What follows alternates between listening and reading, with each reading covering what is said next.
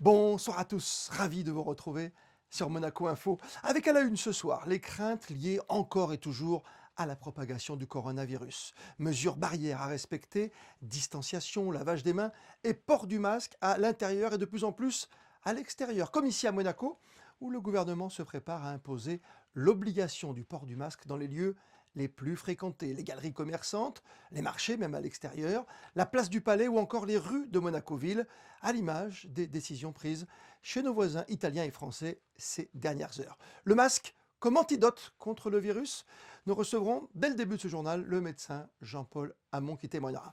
Vos informations pratiques, quotidiennes, le meilleur des réseaux sociaux et votre actualité près de chez vous. On évoquera ainsi avec Vanessa Dessy les mesures de prévention en matière de cambriolage. Et puis nous recevrons l'ancien grand champion de Formule 1, Thierry Boutsen, avec qui on évoquera le Grand Prix du 70e anniversaire hier en Angleterre. Son histoire, ses passions, ses projets et sa vision de la crise dans son domaine d'activité aujourd'hui, l'aviation privée. Et puis nous terminerons en photo, comme chaque soir chez le journal, avec une fréquentation touristique à la hausse ces derniers jours en principauté, des vacanciers qui respectent ce port du masque intégré dans notre façon de vivre, dans nos mœurs, à l'intérieur comme à l'extérieur désormais, dans beaucoup d'endroits.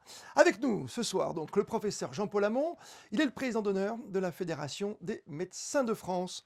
Bonsoir à vous. Bonsoir. Justement, le sujet du moment, on le connaît tous par cœur, c'est éviter une deuxième vague. D'ailleurs, est-ce qu'on est toujours dans la première vague, vers la fin, ou est-ce qu'on est entre deux? Est-ce qu'on est au début d'une deuxième? Quel est votre sentiment? Non, le virus a toujours continué à circuler. Le fait qu'il y ait eu ce confinement sévère a fait que le virus a fortement diminué de circuler.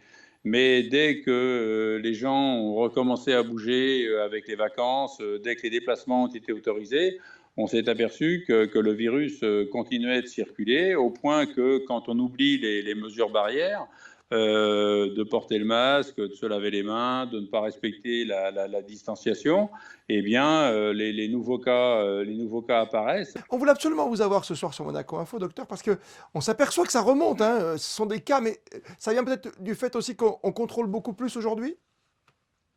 Oui, c'est ça, il ne faut pas s'affoler quand même. On sait que le virus circule, on sait qu'il faut être prudent, mais en même temps, il ne faut pas paniquer le monde parce qu'il y a davantage de cas, parce que on teste beaucoup, beaucoup plus de monde qu'on avait, et puis on s'aperçoit que sur les cas positifs, il y en a pratiquement 50% qui sont asymptomatiques. Donc, le nombre de cas qui augmente et le fait qu'on teste beaucoup plus de monde, parce que sur le plan des hospitalisations, les hospitalisations continuent de diminuer, et le nombre de lits en réanimation continue de diminuer également. Donc, par contre, il faut absolument rester totalement attentif parce que la rentrée va revenir, les gens vont revenir au travail, les enfants vont retourner à C'est ça. l'école, il va de nouveau y avoir des gens, beaucoup de monde dans les transports. Le télétravail, il va y en avoir encore, mais quand même de moins en moins. Donc, il va falloir que les gens, là, du coup, respectent strictement les mesures barrières avec le port du masque, avec la distanciation et avec le lavage des mains. Oui. Parce qu'on a bien vu que quand Les les mesures gens habituelles. utilisent leur masque, les mesures habituelles, et puis en plus, répéter aux gens qu'ils devraient avoir un petit flacon de gel hydroalcoolique dans les poches, parce que quand on touche son masque, eh bien, le fait de toucher son masque, on se contamine s'il y a du virus dessus. Donc, quand on a touché son masque, c'est simple, il suffit de se relaver les mains et on est peinard. Est-ce que le masque, est-ce que c'est finalement, je sais pas moi, est-ce que c'est l'antidote rêvé pour repousser le coronavirus? On voit qu'à l'extérieur, quand même, il y a beaucoup moins de chances de contamination. Mais on voit aussi que dans certaines circonstances, à l'extérieur, les gens sont très proches les uns des autres et ne respectent pas la distance. Si vous avez un masque, si tout Oui. le monde a un masque, mais que vous êtes à moins d'un mètre, il y a une chance, vous avez 1%, 5 de chances d'être contaminé. C'est pas beaucoup, mais quand vous êtes dans une période épidémique, ça peut commencer à être embêtant. Tandis que si vous êtes à plus d'un mètre avec un masque chacun, vous n'avez aucun risque d'être contaminé. Oui, vous dites ce Donc, soir que si on ne met pas un masque alors qu'on a 1,50 m de distance, on ne prend aucun risque. si vous avez un masque, vous avez un masque, moi j'ai un masque, on est à 1,50 m, on court aucun risque. Mais si nous n'avons pas de masque, docteur, ni vous ni moi. Si on n'a pas de masque à l'extérieur, en respectant la distanciation, 1,50 m, on est quand même relativement tranquille. Oui. Sauf si vraiment. Mais Mais franchement, c'est à l'intérieur, dans des cas confinés, qu'il y a la contamination, hein. C'est ça qui est important. Un petit peu comme ce matin, on lisait dans le Figaro d'aujourd'hui, dans les colonnes du Figaro, le docteur Pittet, hein, qui préside la commission d'évaluation pour l'exécutif, pour le gouvernement français, qui disait lui aussi, comme vous, à l'extérieur, c'est pas une obligation. Finalement, le plus important, c'est quand on est aggloméré, c'est quand il y a une file d'attente, par exemple, qu'il faut être très préventif. Moi, je vois en Bretagne, il y a des embarcadères où Eh oui. on attend le bateau, les gens sont serrés les uns contre les autres. Là, c'est important qu'ils aient un masque. Quand vous êtes dans une rue piétonne, c'est pour aller dans les boutiques. Alors, vous allez rentrer dans la boutique, vous allez mettre votre masque, vous allez ressortir de la boutique, vous allez enlever votre masque, vous allez le retoucher, donc il faut vous laver les mains. Il vaut mieux, quand vous êtes dans une rue piétonne, pour aller de boutique en boutique, mettez votre masque. C'est la chose la plus simple. Dans les lieux où il y a une grande fréquentation, les rues piétonnes, les marchés qui ne sont pas très larges, etc., où il y a des queues, etc., c'est raisonnable de mettre un masque. On limite vraiment les risques. Mettre le masque dans la rue où il n'y a personne, ça ressemble à rien. Rapidement, docteur, vous êtes confiant pour la suite? Vous pensez que voilà, les Français, les monégasques, les Italiens, les Européens ont compris aujourd'hui ce qui nous est arrivé comme première vague? On va éviter ce confinement parce qu'il serait dramatique, on le sait, économiquement également, hein. Ce serait effectivement dramatique. Alors j'ai vu qu'il y avait des manifestations anti-masques. Alors ceux-là, vraiment, il faudrait qu'ils soient candidats à la greffe de cerveau, qu'on les mette en priorité sur la liste, hein. Ça, c'est le docteur Jean-Paul Hamon qui parle. Vous êtes en Bretagne, vous ne savez pas trop ce que c'est que de transpirer sous un masque. Si sur la Côte d'Azur et sur la Principauté, il fait très chaud, est-ce que c'est dangereux de transpirer dans son masque finalement? Est-ce qu'il ne faudrait pas le changer plusieurs Alors fois? alors effectivement, quand on mouille son masque, quand on transpire dans le masque, il est moins efficace. Donc là, il ne faut pas le jeter. Vous l'accrochez à un porte-manteau, à une poignée de porte, et puis vous le laissez sécher tranquillement. Vous le reprenez quelques heures après, et il sera de nouveau efficace. Mais un masque mouillé, effectivement, devient moins efficace. Aller dans un stade aussi, on sait que pour l'instant c'est 5000 personnes. Ici à Monaco, en Principauté, on aura le droit au premier grand meeting de l'année, le meeting Hercules vendredi. On va au stade sans souci. Pour vous, à l'extérieur, il n'y a pas de problème aujourd'hui, hein? Alors à l'extérieur, c'est pareil, hein, la réouverture des stades, il y a quelques endroits qui sont quand même limites. C'est la queue pour entrer dans les stades, c'est vraiment respecter la distance quand vous êtes dans le stade. Et puis dans le stade, si vous avez un athlète à encourager, bon, bah, forcément, vous postillonnez un peu plus que d'habitude. Donc il doit y avoir moins de monde dans les stades. C'est vrai qu'un stade, un siège sur deux, un siège sur trois, c'est pas mal. Donc avec ça, on dépasse facilement les 5000, hein, mais il faut respecter la distanciation aussi dans les stades, oui. Merci à vous. Merci. Et je vous amène Bonne soirée. justement en Principauté de Monaco voir les réactions des gens pour savoir si eux iront au stade vendredi pour Hercules. Irez-vous ou n'irez-vous pas? C'est la question qu'on vous a posée aujourd'hui sur Monaco Info. Il y a du monde, on ne sait pas d'où viennent les gens et puis voilà, il y a toujours ce virus qui traîne, c'est en train de remonter, donc je préfère pas aller dans les lieux où il y a trop de rassemblements. Alors moi je vais y travailler, donc voilà. Mais dans tous les cas, oui, ça ne me dérangerait pas à partir du moment où les personnes respectent les gestes barrières, le port du masque ou voilà, si je vois 46 000 personnes se faire la bise, je vais comprendre tout de suite qu'il va y avoir un petit souci. À l'heure actuelle, non.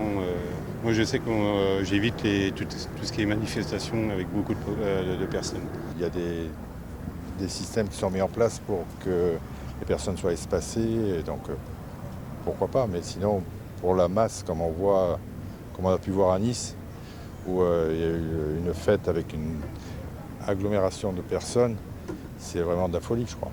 C'est pas forcément pour moi, mais aussi pour les autres.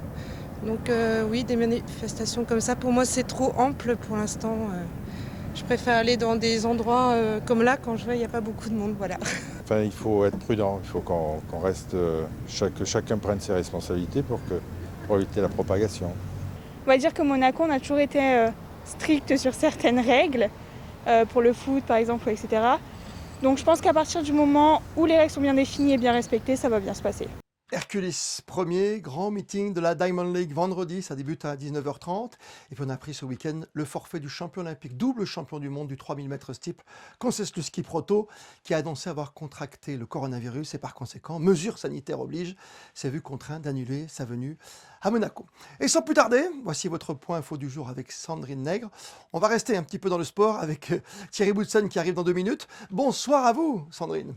Bonsoir Christophe, bonsoir à tous. Une fin de saison à un rythme plus que soutenu. 6 courses en 10 jours se déroulent en ce moment même à Berlin, sur le même circuit, un ancien aéroport. Venturi, qui participe depuis le début de cette aventure électrique, n'obtient pas les résultats espérés. Avec ses deux pilotes, Eduardo Mortara et Felipe Massa, dimanche, en fin d'après-midi, s'est déroulée la 4e course. Seul le Brésilien, ancien pilote de Formule 1, Felipe Massa, est rentré dans les points à la 10e place et ça s'est joué dans le dernier tour. Les prochaines et dernières épreuves se disputeront mercredi et jeudi pour clore cette saison 2019-2020 très particulière forcément. Auto, mais aussi vélo dans ce point info, Sandrine. Effectivement, vous le découvrez sur ces images. Alexandre Olive, qui était l'invité du journal il y a 48 heures sur Monaco Info, est arrivé en principauté ce lundi après-midi. Une étape, je vous le rappelle, dans le cadre de ce tour de l'Hexagone qu'il réalise au profit d'enfants malades de l'association Les Petits Princes, précisément. Ce tour est réalisé à vélo. Objectif, réunir de l'argent afin de permettre à ces enfants de réaliser leurs rêves. Le point info trafic à présent. Oui, point sur le trafic et la circulation. Piqûre de rappel, et pour cela, voyez ces images. Dans le quartier Platy, tout d'abord, vous ne pouvez plus emprunter le sens descendant lorsque vous êtes à hauteur du rond-point qui se trouve sous le parc Princesse Antoinette. Cette portion est devenue montante pour permettre aux véhicules du quartier de le quitter, car il n'est plus possible de redescendre la rue en raison du chantier Ida. À Fontvieille, à présent, concernant l'avenue du même nom, le sens descendant est fermé.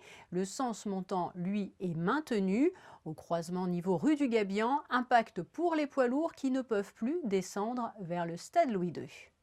Merci Sandrine. À tout à l'heure pour le point info pratique comme chaque soir dans votre journal sur Monaco Info. Notre deuxième invité, ce soir, le champion, le pilote belge Thierry Boutsen. Bonsoir Thierry. Bonsoir. Ravi de vous retrouver sur Monaco Info. Hier à Silverstone en Angleterre, on a fêté en plus les 70 ans de la Formule 1. On se souvient. C'est incroyable parce que je regardais la moyenne, c'était du 150 km/h quand même pour le premier Grand Prix. Oui, c'est un peu changé. Ah oui. C'est un peu changé. Mais les voitures ont énormément évolué. Quand on voit les voitures qu'on avait sur la route il y a 70 ans et ce qu'on a maintenant, il y a une énorme différence au niveau vitesse, au niveau sécurité aussi, principalement, au niveau consommation. Donc tout a beaucoup évolué grâce à la technologie, grâce à la technique, grâce au fait que les ingénieurs ne dorment pas et inventent sans arrêt des choses nouvelles. Donc ça fait partie de l'évolution normale de la vie. Comment vous analysez cette force, cette richesse de la part des jeunes d'être tout de suite au top aujourd'hui en Formule 1 ? Mais les jeunes sont bien préparés à ça, de par les courses qu'ils font auparavant, de par le karting qu'ils commencent vers 10-11 ans. C'est des choses que nous n'avions pas à l'époque. On commençait en général en F1 vers 25-26 ans. Actuellement, ils peuvent commencer vers 17-18 ans. Ils sont déjà prêts à affronter tout ça. Les voitures sont beaucoup plus faciles à régler et à conduire aujourd'hui que dans le temps. On avait un ingénieur par voiture, maintenant ils ont une flopée d'ingénieurs qui travaillent non seulement sur les circuits mais aussi à l'usine. Donc l'ensemble des choses a beaucoup évolué aussi, ce qui fait que les voitures sont beaucoup plus efficaces. C'est bien d'avoir repris, comme en Formula I aussi en Formule électrique, de reprendre des compétitions. Mais c'est bien de reprendre la compétition parce que les voitures sont là, les écuries sont là, le Covid est là aussi, il faut faire bien attention, il faut se méfier de toutes les intrusions que ce virus pourrait avoir. Mais je crois qu'en se protégeant bien, en suivant bien les règles imposées ou les règles qu'on s'impose à soi-même, je crois qu'on évite une grosse partie du danger. Avec votre société d'aviation, Boutsen Aviation, ça n'a pas dû être simple de traverser le printemps et ce début d'été. Est-ce que vous avez pu faire des affaires encore en matière de jet ? C'est très compliqué, très compliqué. Pour nous, en fait, on traite beaucoup avec les États-Unis, avec la Chine, avec l'Inde, qui sont des pays très éloignés. Et on a été affecté par le Covid et ses conséquences dès le mois de janvier. Clairement, votre carnet de commandes aujourd'hui, Thierry Boutsen, ce sont des pages vides ou il y a quand même quelques petites commandes qui arrivent ? Oui, il y a des choses en cours, mais elles traînent. Je pense qu'on a un chiffre d'affaires qui est à peu près de 80% inférieur à l'année dernière ou aux années précédentes. Pour le moment, ce qui en soit, si on peut le récupérer par après, c'est pas trop grave. Mais ne sachant pas ce qui va se passer, là on commence tout doucement à se poser des questions. Et les vieux moteurs vous plaisent comme les belles vieilles carrosseries et les très belles voitures d'antan ? Vous allez participer au mois de septembre au Tour Auto en France ? Mais c'est avec un grand, grand plaisir que je vais faire ça. Ça va être pour moi une découverte. Je vais y participer avec une voiture que j'ai toujours adorée. C'est une vieille Porsche 911 de 1965 que j'ai connue quand j'étais gamin. Hein. J'avais 8 ans, cette voiture est sortie. Donc j'ai toujours eu cette voiture-là en admiration. Aujourd'hui, je peux enfin la conduire. Donc, On vous attend en vainqueur ici à Monaco, bien sûr. N'allons pas trop vite, n'allons pas trop vite. Non, mais quand même, C'est une année de découverte et puis on verra bien pour le futur. Et encore bravo pour cet anniversaire qui arrive mercredi, on ne l'oublie pas. C'était votre dernière victoire en Formule 1 en Hongrie devant les grands comme Ayrton Senna, bien sûr. Mais voilà, vous souhaite un bel anniversaire dans 48 heures. J'apprécie beaucoup que vous ayez pensé, que vous me l'ayez fait souvenir ça, parce que c'est une date très importante dans ma vie. Et puis, merci beaucoup d'y avoir pensé. Bonne soirée à vous, merci d'avoir été avec nous ce soir. Bonsoir à tous. Et on va s'arrêter ce soir sur un phénomène malheureusement souvent estival. Je veux parler des cambriolages. Mais c'est valable pour toute l'année. Alors pas inutile de rappeler les gestes, les mesures pour éviter bien des désagréments et souvent de véritables traumatismes. Reportage, Vanessa Dessy. Réputée pour être l'un des pays les plus sûrs au monde, la principauté mène une politique sécuritaire par excellence. Cependant, il est important de rappeler sans cesse les conseils qui peuvent limiter les risques. Par exemple, pensez toujours à signaler vos absences au concierge, ne laissez jamais le double des clés dans les parties communes, fermez les stores et volez durant la période des vacances. Le courrier non relevé est un signe d'absence prolongée pour les personnes malveillantes. Et sachez qu'une porte claquée sans système de fermeture actionné traduit le comportement de négligence le plus constaté sur le territoire. Chaque fois que le résident quitte son domicile, il n'oublie pas de verrouiller tout simplement sa porte d'entrée, de privilégier également au niveau de la structure de la porte d'entrée, de privilégier peut-être une porte d'entrée qui soit blindée avec un judas également, de faire en sorte également la nuit de verrouiller sa porte d'entrée sans laisser la clé derrière dans la serrure. Ça peut servir de fil conducteur à une personne malveillante qui essaierait de s'introduire dans le logement. Un flyer édité en plusieurs langues rappelle les conseils de prévention en matière de cambriolage d'habitation. Les gardiens d'immeubles et la sûreté publique travaillent de concert afin de veiller à la sécurité des résidents. À l'aide de nombreuses caméras, toutes les actions sont donc menées afin d'insécuriser le délinquant. Et c'est dans ce climat serein que la population a souvent tendance à adopter un comportement quelque peu insouciant. L'effet pervers, disons, du sentiment de sécurité que l'on fait perdurer en principauté. Donc c'est un pays où il fait bon vivre parce que la sécurité est omniprésente.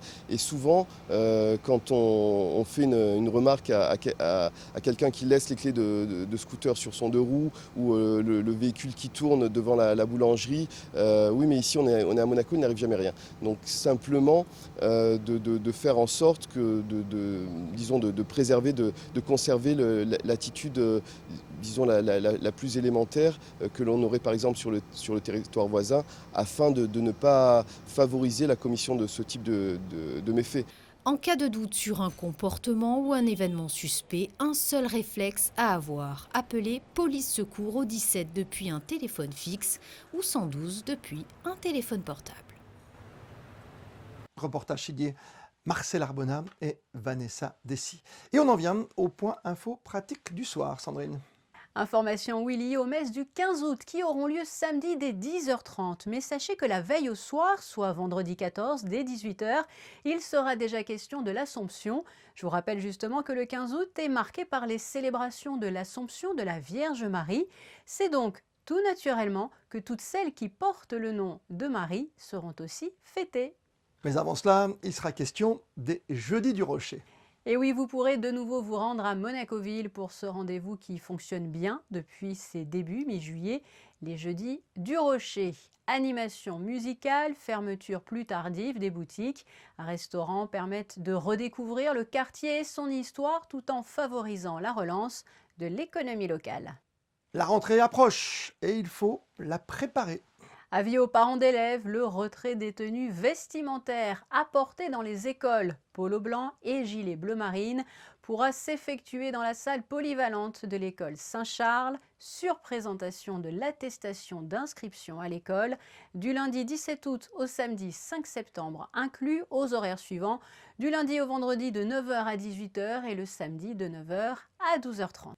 A tout de suite Sandrine pour la météo de demain. Et comme le veut la tradition, voici votre rendez-vous avec le meilleur de l'actualité des réseaux sociaux sélectionnés par Laura Woodruff. Des sportifs, des chiens, des chats et même des orques. Et puis une incroyable demande en mariage au large, en mer. En clair, tout ce qui a fait le buzz à travers le monde ces toutes dernières heures. All over the world.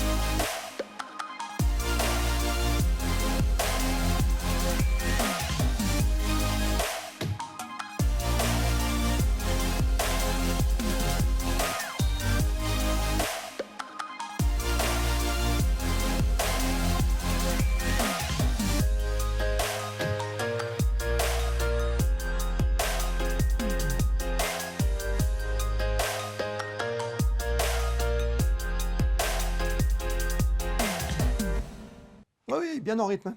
Joli en tout cas. Merci de nous être fidèles. Et surtout, n'hésitez pas, continuez à nous envoyer vos photos, vos vidéos sur le réseau Malizia qui est ouvert, vous le savez, 7 jours sur 7, 24 heures sur 24. La météo, avec vous, Sandrine, température de l'air et de l'eau pour demain.